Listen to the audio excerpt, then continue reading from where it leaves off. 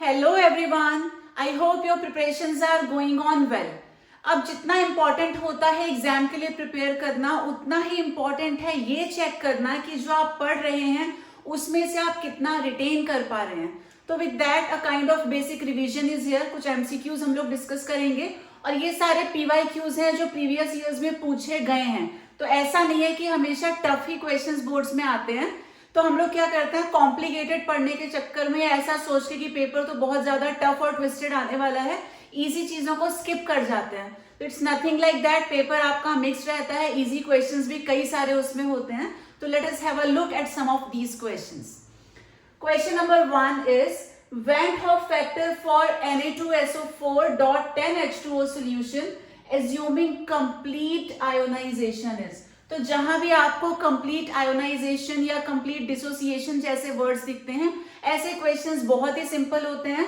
ऐसे केस में आप देखेंगे कि जो ये कंपाउंड है ये जनरली आयनिक आपको दिया होगा, तो आप इसे ब्रेक करके देख लो आपको कितने आयंस मिलेंगे, वही आपका आंसर होगा, क्योंकि यहाँ पे कंप्लीट आयोनाइजेशन हो रहा है। अब जैसे गिवन कंपाउंड है Na2SO4.10H2O, तो ये वाटर ऑफ क्रिस्टलाइजेशन है, इसका हमें कुछ भी नहीं करना। सिर्फ आप Na2SO4 को ब्रेक करके देखिए, how many ions are you going to get. तो जब ये आयोनाइज होगा, यहाँ पे सोडियम कितने हैं, तो we can see there are 2 sodiums, हम लिखेंगे 2Na, और ये पूरा सल्फेट सिर्फ एक ही है हमारे पास। ठीक है, चार्ज आ जाएगा यहाँ पॉजिटिव और यहाँ पर 2 नेगेटिव। तो चार्जेस आप नहीं भी लिखते, इट विल वर्क। आपको सिर्फ नंबर ऑफ आयन से मतलब है। तो सोडियम के आपको मिलेंगे 2 आयन, सल्फेट आपको मिलेगा 1 ion, total number of ions हो गए 3। देयरफॉर जो आई की वैल्यू है that will be equal to 3। Next similar question, Van Hoff factor for KCl solution assuming complete dissociation। Again यहाँ कंप्लीट डिसोसिएशन की बात हो रही है। तो जो KCl है वो भी एक आयनिक कंपाउंड है, पूरा ब्रेक कर देना है, कंप्लीत डिसोसिएशन करवाना है। तो KCl जब ब्रेक होगा, this is going to give K positive and Cl negative. एक K पॉजिटिव मिलेगा, एक ही Cl नेगेटिव मिलेगा। टोटल नंबर ऑफ आयंस हमको 2 मिलेंगे, therefore the value of I will be equal to 2। Next, Van Hoff factor for K2SO4 solution again assuming complete ionization is। तो K2SO4 को जब ब्रेक करेंगे, डिसोसिएट करवा के देखते हैं, तो यहाँ पे पोटेशियम कितने हैं, 2, तो 2K पॉजिटिव मिलेगा और सल्फेट सिर्फ एक ही है, तो एक हमको मिल जाएगा SO4 2 negative. Total number of ions आ गए 2 + 1 यानी कि 3। Therefore the value of I is going to be 3। Next, A compound CaCl2.6H2O undergoes complete dissociation। फिर से complete dissociation है। अब ये जो 6 moles of water है इसे छोड़ देंगे, इसका कुछ नहीं करना, क्योंकि आयंस जो मिलेंगे वो इस वाले पार्ट से मिलेंगे। तो क्या है हमारे पास CaCl2। जब ये ब्रेक होगा तो कैल्शियम यहाँ पे सिर्फ एक है, तो हमें मिलेगा Ca2 पॉजिटिव, और जो क्लोरीन है वो 2 है, तो हमें मिलेगा 2 Cl negative. Total number of ions हो गए 1 + 2 यानी कि 3। Therefore, the value of I is equal to 3. Next, a compound undergoes complete dimerization। यहाँ थोड़ा सा अलग है, अब डिसोसिएशन की जगह डाइमराइजेशन हो रहा है, यानी कि 2 मॉलिक्यूल्स आपस में जुड़ जाएंगे in a given organic solvent. The Van Hoff factor I is। तो यहाँ डिसोसिएशन तो नहीं हो रहा है, यहाँ उल्टा हो रहा है। हमने 2 मॉलिक्यूल्स लिए, दोनों आपस में जुड़ गए। तो देखा जाए तो आयंस कितने हो गए, पहले 2 थे, अब जुड़ने के बाद 1, 50% हो गए, आधे हो गए।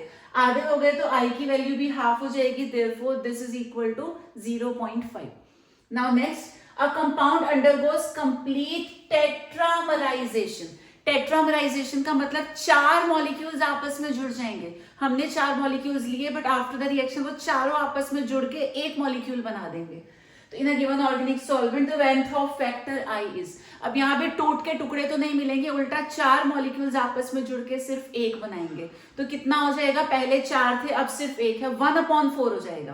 तो 1/4 का मतलब will be getting 0.25। Moving to some more questions.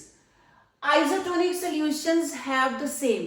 तो ये जो आइसोटोनिक सॉल्यूशंस हैं ये वो होते हैं जिनकी कंसंट्रेशन सेम होती है, या हम कह सकते हैं जिनका ऑस्मोटिक प्रेशर सेम है, क्योंकि अगर दोनों साइड में कॉन्सेंट्रेशन सेम रहेगी, same number of particles vaporise होंगे, तो ऑस्मोटिक प्रेशर जो आएगा दैट विल बी इक्वल। तो यहाँ पे osmotic pressure is going to remain the same. Then which of the following aqueous solutions will have highest boiling point, इस type के questions भी पूछे जाते हैं। तो यहाँ पे 4 ऑप्शंस जो आपको दिए हैं, 2 में कंपाउंड KCl है, 2 में K2SO4 है, ये दोनों ही आयनिक कंपाउंड्स हैं। उसके बाद कहीं पे तो कंसेंट्रेशन 0.1 है, कहीं पे 2.0 भी कंसेंट्रेशन है। तो 2 चीजें आपको याद रखनी है। सबसे पहले ये बात कर रहे हैं कि हाईएस्ट बॉइलिंग पॉइंट किसका होगा। तो 4 कोलिगेटिव प्रॉपर्टीज के बारे में हमने पढ़ा है, elevation in boiling point, depression in freezing point, relative lowering of vapour pressure और ऑस्मोटिक प्रेशर। ये चारों ही जो कॉलिगेटिव प्रॉपर्टीज हैं ये डिपेंड करती हैं नंबर ऑफ सोल्यूट पार्टिकल्स। जहां सोल्यूट पार्टिकल्स ज्यादा होंगे वहां पे हमेशा इन चारों की वैल्यू ज्यादा होगी। तो एग्जाम में कोई भी कॉलिगेटिव प्रॉपर्टी का क्वेश्चन आ जाए, कॉन्सेप्ट सेम रहेगा, नंबर ऑफ पार्टिकल्स ज्यादा का मतलब कॉलिगेटिव प्रॉपर्टी की वैल्यू भी ज्यादा। तो सबसे पहले कॉन्सेंट्रेशन वाइज अगर हम चेक करें 0.1 0.1, यहाँ 2 और वहां भी 2, तो ज्यादा कंसेंट्रेशन होगी तो ऑब्वियसली नंबर ऑफ पार्टिकल्स ज्यादा होंगे। तो ये दोनों तो कैंसिल आउट हो गए, यहाँ कंसेंट्रेशन कम दे रखी है, ठीक है। यहाँ भी 2 मोल है, वहां भी 2 मोल है। उसके बाद यहाँ पे KCl है, KCl अगर आयोनाइज होगा तो क्या मिलेगा, K positive Cl negative, total हमें 2 आयंस मिलेंगे, एक K पॉजिटिव और दूसरा Cl नेगेटिव का। वही अगर K2SO4 का डिसोसिएशन होगा तो K 2 मिल जाएंगे और एक सल्फेट मिल जाएगा, टोटल हमको मिलेंगे 3 पार्टिकल्स। अब इन दोनों की कॉन्सेंट्रेशन सेम है, यहां सिर्फ 2 पार्टिकल्स है, वहां 3 पार्टिकल्स है। तो जितने ज्यादा पार्टिकल्स होंगे कोई भी कॉलिगेटिव प्रॉपर्टी हो उसकी वैल्यू उतनी ही ज्यादा होगी। Next, out of the following 1 molar aqueous solution, तो जितने भी हैं सबकी कॉन्सेंट्रेशन इस बार सेम है, equal to 1 molar. Which one will show largest freezing point depression? तो I told कोई भी कॉलिगेटिव प्रॉपर्टी है, हमें तो नंबर ऑफ पार्टिकल्स देखने हैं कहाँ ज्यादा मिलेंगे। तो सबको आयोनाइज करवा के देख लेते हैं। NaCl ब्रेक होगा into Na positive Cl negative, total ions हमको मिलेंगे 2। C6H12O6 जो है एक ऑर्गेनिक कंपाउंड है, ये तो आयंस प्रोड्यूस करेगा ही नहीं, ठीक है, इसको छोड़ देते हैं बिकॉज ये एक ही रहेगा। Na2SO4 जब ये आयोनाइज होगा 2 हमको मिलेंगे सोडियम, 1 हमको मिलेगा सल्फेट, टोटल हो जाएंगे 3 आयंस। और लास्ट है एल्यूमिनियम सल्फेट, जब ये ब्रेक होगा एल्यूमिनियम मिलेंगे 2, सल्फेट मिलेंगे 3, टोटल हो जाएंगे 5 आयंस। क्योंकि यहां नंबर ऑफ आयंस मैक्सिमम है, देयरफॉर कॉलिगेटिव प्रॉपर्टी की वैल्यू भी मैक्सिमम होगी। Next, if molality of a dilute solution is doubled, the value of the molar elevation constant Kb will be। देखो सबसे पहले तो हमारा जो फॉर्मूला होता है डेल्टा Tb का, वो होता है Kb इंटू m। अब ये बोलते हैं कि अगर हम मोलैलिटी को डबल कर दें तो Kb पे क्या इफेक्ट पड़ेगा। अब Kb क्या है, Kb इज कांस्टेंट, तो जो कांस्टेंट है उसकी वैल्यू पे क्यों ही फर्क पड़ेगा, तो यहाँ कोई चेंज नहीं आएगा। फर्क पड़ेगा तो इस पे एलिवेशन इन बॉइलिंग पॉइंट पे, नंबर ऑफ पार्टिकल्स अगर बदलेंगे तो उसका बॉइलिंग पॉइंट चेंज होगा, कॉलिगेटिव प्रॉपर्टी चेंज होती है, ना कि कोई भी कांस्टेंट। तो Kb is going to remain unchanged. हाँ, अगर आपसे पूछा जाता कि उसके बॉइलिंग पॉइंट पे क्या फर्क पड़ेगा तो हम बोलते हैं क्योंकि मोलैलिटी डबल हो रही है तो इसकी वैल्यू भी जो है डबल हो जाएगी, बढ़ जाएगी। Next, in which of the following cases blood cells will shrink. तो ऐसा क्वेश्चन भी फ्रीक्वेंटली बोर्ड्स में पूछा जाता है, कभी सेल की श्रिंकिंग को लेकर, कभी स्वेलिंग के ऊपर, ठीक है। तो आपको एक छोटा सा कॉन्सेप्ट समझना है, यहां बात हो रही है सेल कब श्रिंक होगा। तो हमारा जो ब्लड सेल है इसको श्रिंक करवाना, ये श्रिंक होगा तो इसके अंदर का सारा जो सॉल्वेंट है वो निकल के बाहर आ जाना चाहिए, बाहर निकल जाएगा तो ऑब्वियसली ये श्रिंक हो जाएगा। अब आपको याद क्या रखना है कि सॉल्वेंट का जो मूवमेंट होता है एज पर ऑस्मोसिस, वो होता है low concentration to high concentration, ठीक है, लो टू हाई। तो ये चीज आपको याद रखनी है। तो अगर अंदर की कंसेंट्रेशन कम होगी, बाहर की ज्यादा होगी, तभी अंदर का पानी निकल के बाहर जाएगा और वो श्रिंक हो पाएगा। तो अंदर की कंसेंट्रेशन कम, बाहर की ज्यादा, तो बाहर ज्यादा होनी चाहिए। ऑप्शंस आप पढ़ के देख लीजिए। When placed in water containing more than 0.9% NaCl solution, एक ऑप्शन मोर देन है, एक ऑप्शन लेस देन है, एक इक्वल टू है 0.9 और एक ऑप्शन है डिस्टिल्ड वाटर। तो जब कंसेंट्रेशन बाहर की ज्यादा होगी तब अंदर का सारा सॉल्वेंट निकल के बाहर जाएगा और सेल जो है वो श्रिंक हो जाएगा। Therefore option first is the correct one. A few more questions. Water retention और puffiness due to high salt intake occurs due to. जो लोग ज्यादा सॉल्ट इंटेक करते हैं उनके अंदर बॉडी में जो है वाटर रिटेन हो जाता है, जिसकी वजह से बॉडी में स्वेलिंग आ जाती है। इस मेडिकल कंडीशन को हम लोग बोलते हैं oedema.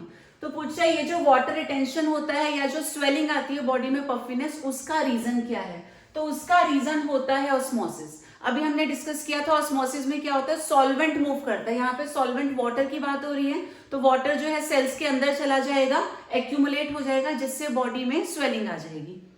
The osmotic pressure of a solution increases if, again जो ऑस्मोटिक प्रेशर है ये एक कॉलिगेटिव प्रॉपर्टी है जो सिर्फ नंबर ऑफ पार्टिकल्स पे डिपेंड करती है। तो नंबर ऑफ पार्टिकल्स हमें सेकंड ऑप्शन में दिख रहे हैं, तो अगर नंबर ऑफ सोल्यूट मॉलिक्यूल्स को हम बढ़ा देते हैं उसमें ऑस्मोटिक प्रेशर की वैल्यू भी बढ़ जाएगी। The last question, the freezing point of a 0.2 molar solution, molality दे रखी है 0.2 m of a non electrolyte in water if kf की वैल्यू भी दे रखी है 1.86। आपसे फ्रीजिंग पॉइंट पूछा है, तो फॉर्मूला क्या होता है, डेल्टा TF का होता है KF इंटू M। KF की वैल्यू है 1.86, मोलैलिटी है 0.2, मल्टीप्लाई करके आ जाएगा 6 2 12, 8 2 16, 1 17, 2 1 2, तो ये आ जाएगा 0.372 आ जाएगा। लेकिन ये डेल्टा TF है, आपसे डेल्टा नहीं पूछा, ठीक है, आपसे जो है फ्रीजिंग पॉइंट पूछा है, किसका, सॉल्यूशन का। तो जो डेल्टा TF होता है ये होता है T0 minus T of solution. अब डेल्टा T हम निकाल चुके हैं 0.372। अब क्योंकि डिग्री सेल्सियस की बात हो रही है, जो वैल्यू है वो डिग्री सेल्सियस में हमने यूज की है। अब यहाँ पर T0 क्या हुआ, ये होता है pure solvent, pure solvent water है, वाटर फ्रीज होता है 0 डिग्री सेल्सियस पे, तो 0 डिग्री सेल्सियस माइनस TS, यहां से TS कितना आ जाएगा, TS विल बी 0 माइनस 0.372, तो आंसर आ गया नेगेटिव का 0.372 degree Celsius. Therefore option A is the correct answer.